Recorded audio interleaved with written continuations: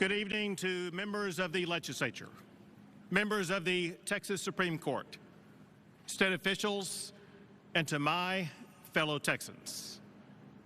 As we gather tonight in San Marcos, Texas, the state of our state has never been more exceptional.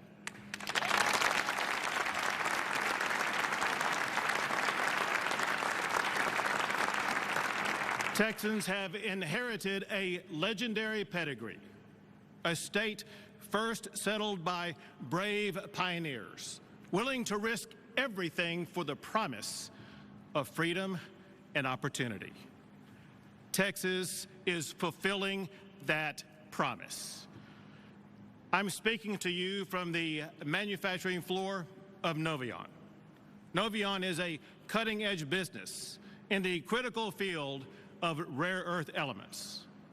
They provide essential materials for things used every day, like refrigerators, trucks, MRI machines, and oil rigs.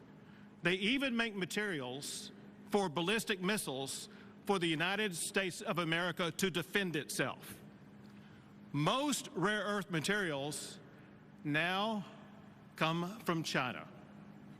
But if that supply is ever disrupted, many of the things that we do every day would come to a halt.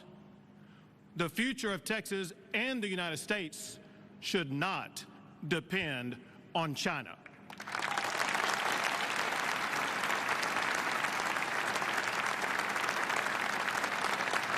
We must embrace innovation like Novion to make Texas more self-reliant, to create our own products, and to secure the future of tomorrow.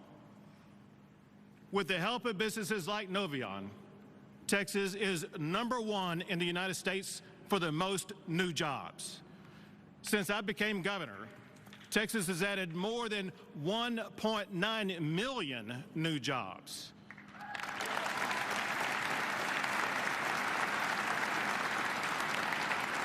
We're also #1 for economic development, #1 for exports, #1 for Fortune 500 company headquarters. Our $2 trillion economy makes Texas the 9th largest economy in the entire world.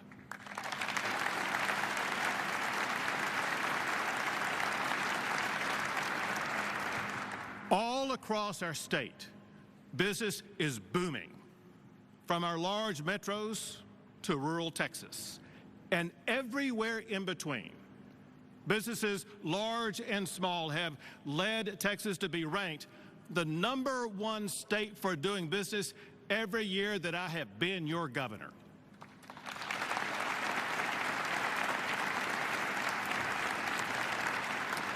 That success has been driven by hardworking Texans. It also has been aided by strategic economic development tools to keep Texas the best state for business. Our local communities need new economic development tools this session.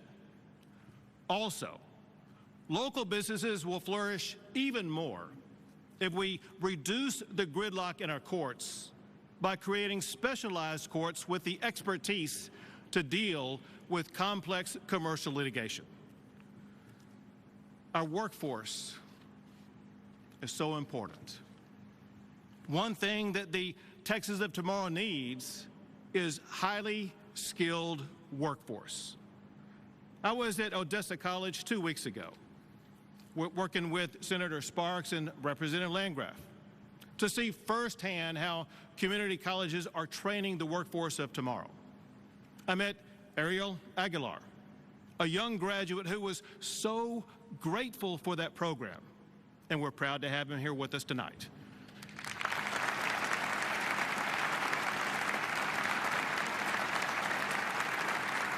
He told me that instead of studying subjects that were perhaps irrelevant to his career, the job skill program gave him the ability to study what he needed. It also quickly landed him a good paying career. Our goal is to ensure that every Texan is prepared to succeed in high demand careers like technology, healthcare, and energy. That's why this session, we will reward community colleges that produce skilled, employable Texans like Ariel.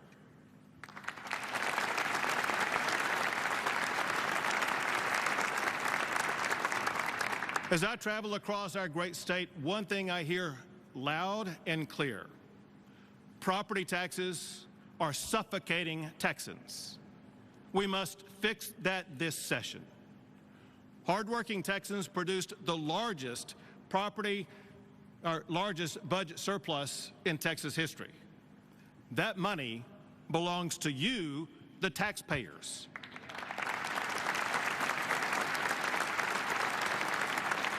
We should return it to you with the largest property tax cut in the history of the state of Texas.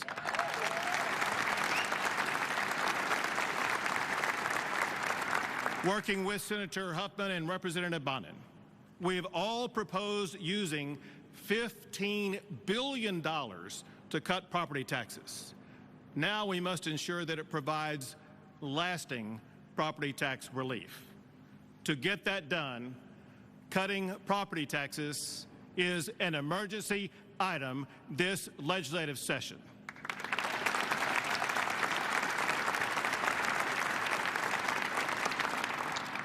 Our booming economy and our growing population, it means that we must bolster our infrastructure. We began preparing for this over the past decade. And tonight I'm proud to tell you that we will soon announce a $100 billion plan to build transportation infrastructure in Texas. I want to thank Senator Nichols and Representative Canales for their leadership on this issue. Also, we've already passed 14 bipartisan laws that strengthened the power grid. And since that time, no Texan has lost power because of the state grid.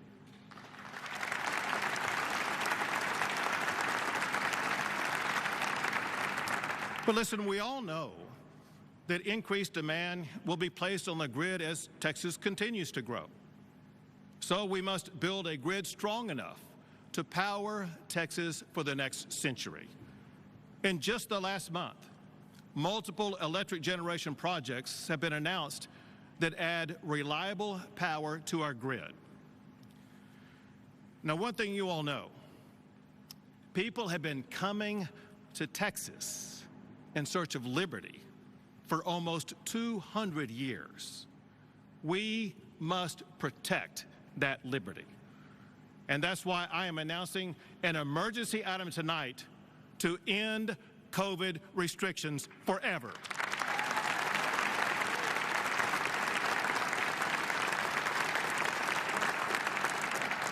We must prohibit any government from imposing COVID mask mandates, COVID vaccine mandates, and from closing any business or school because of COVID. These actions will help Texas close the door on COVID restrictions.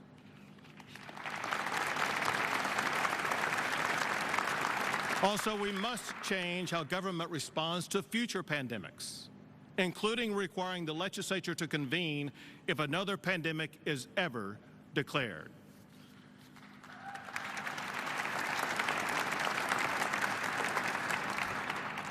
We must also protect the freedom and rights of parents who have children in schools.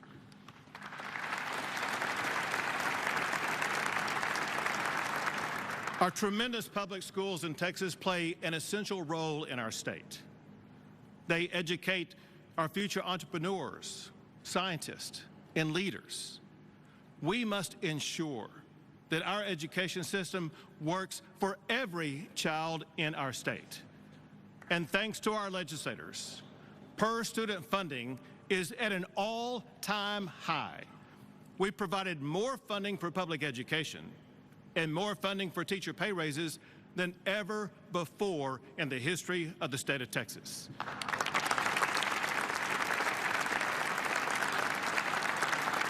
In this session, we will add even more.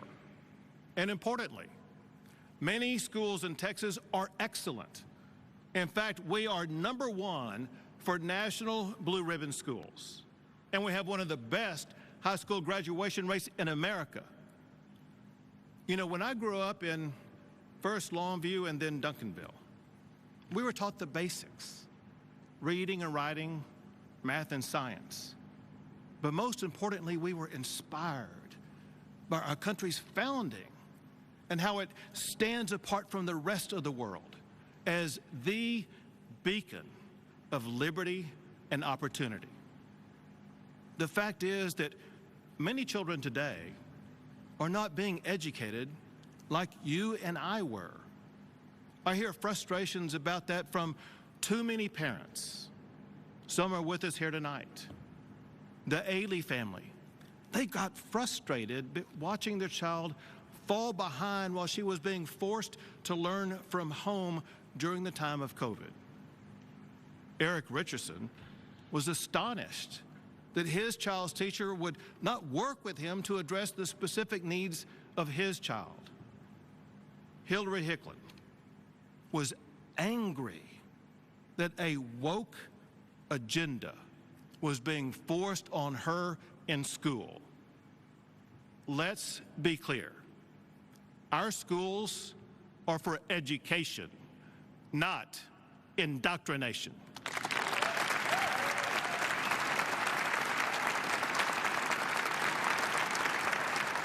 Schools should not be pushing a woke agenda, period. We must reform curriculum, get kids back to the basics of learning, and we must empower parents.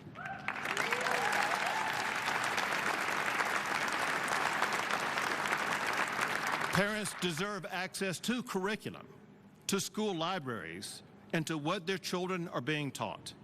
And we will do that with our parental Bill of Rights. Parents also deserve education freedom. Without that freedom, some parents are hindered in being able to help their child succeed. That must change this year. The way to do that is with school choice through state-funded education savings accounts. We've seen them work in other states, and we've also seen them work right here in the state of Texas. I created education savings accounts for special needs students. It worked so well, a bipartisan supermajority passed it into law and are now seeking to increase funding for it. Now what we need to do, we want to expand that program to provide every parent with the ability to choose the best education option for their child.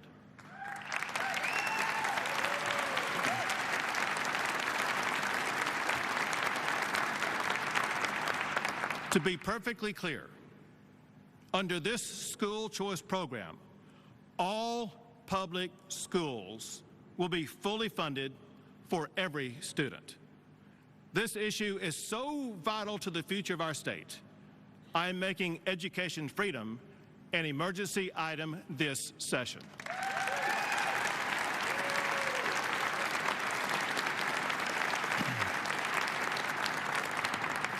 Children must also have safe schools.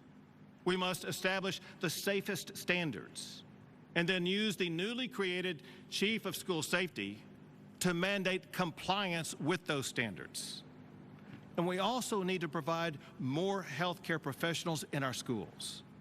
We cannot let another school year go by without making our schools safer.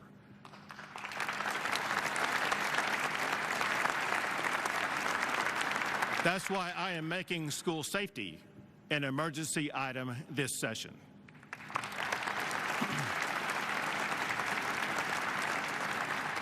In addition to protecting our children in schools, we must also help our seniors in nursing homes by providing a pay increase for those who care for them. You know, one of the most dangerous places is one you would least expect. It's a courtroom with an activist judge.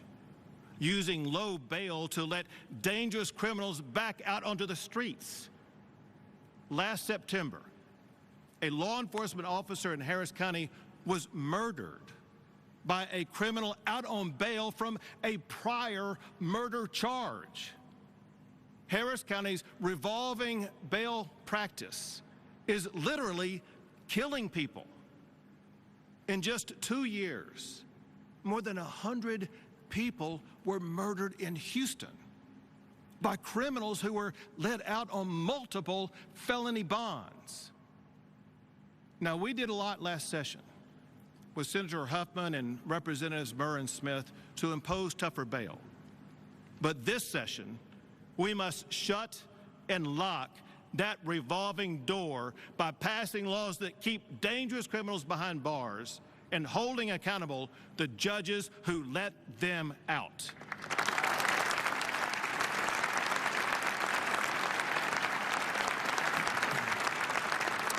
To get that done, I'm making ending revolving door bail an emergency item this session.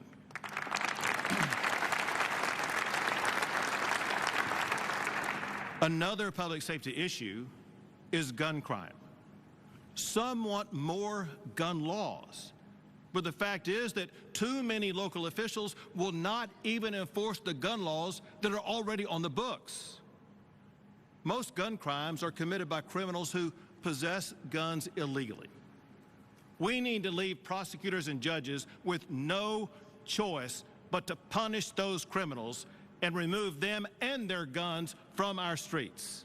I want a mandatory minimum sentence for criminals who illegally possess guns of 10 years behind bars.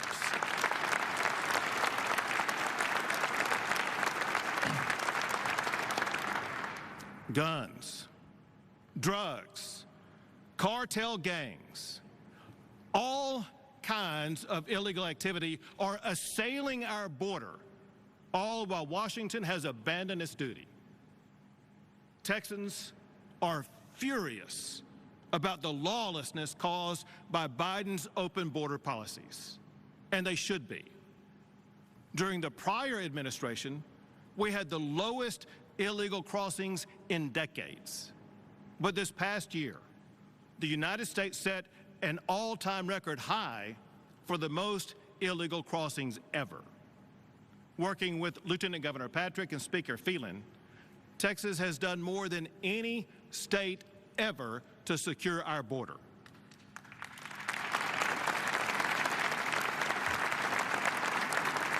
We deployed the National Guard to turn back illegal immigrants. The Texas Department of Public Safety has arrested more than 24,000 criminals, and they have seized enough fentanyl to kill every man, woman, and child in the entire United States of America. I also designated Mexican drug cartels as terrorist organizations.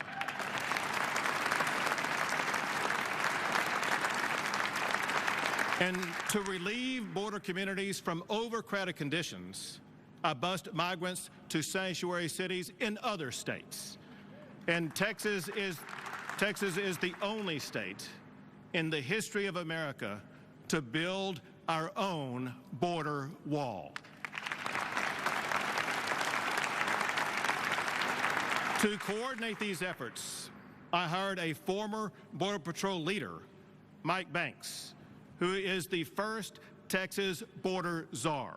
Thank you, Mike Banks. Texans should be so proud of their National Guard soldiers and DPS troopers who are working around the clock under the leadership of Major General Seltzer and Colonel Steve McCraw with DPS. Thank you all for your service. And importantly, let's also thank our Texas sheriffs who are on the front line battling Biden's border crisis. Thank you, sheriffs.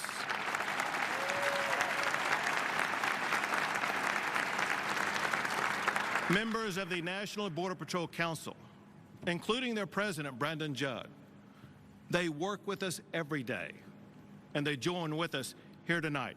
Brandon, thank you for being here.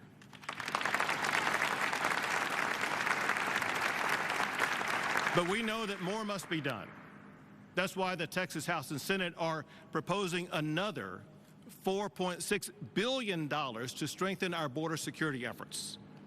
But know this, illegal smuggling is being aided and abetted by United States residents. That must stop.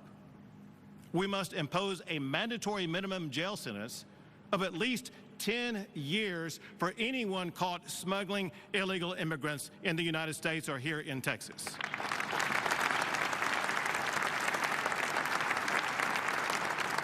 Doing more to secure the border is an emergency item this session.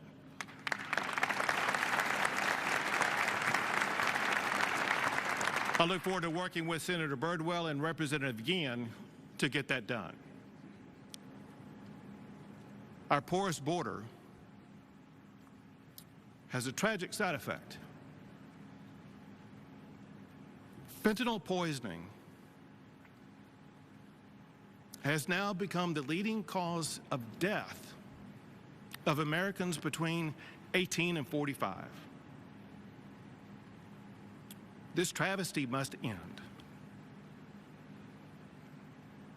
I met with Texas families who have been ripped apart by fentanyl. And with us here tonight is Veronica Caprisi from San Antonio. Last year, she told me about her daughter, Danica, a bright young woman lost in her prime because she took a pill not knowing it was laced with fentanyl. The story of Danica and too many others inspired us to start the One Pill Kills awareness campaign.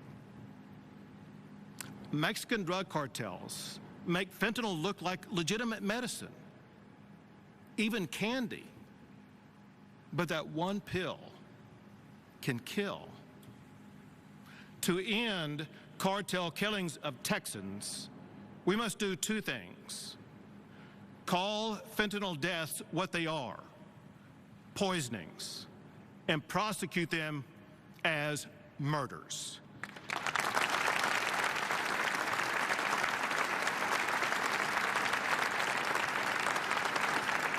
We must also increase the supply of life-saving Narcan so that we can save more Texans who are ambushed by fentanyl. Addressing the fentanyl crisis is an emergency item this session.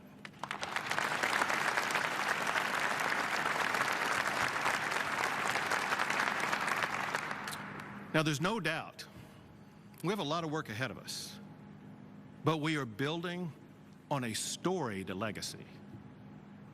187 years after Texas was founded, there has never been a better time to be a Texan.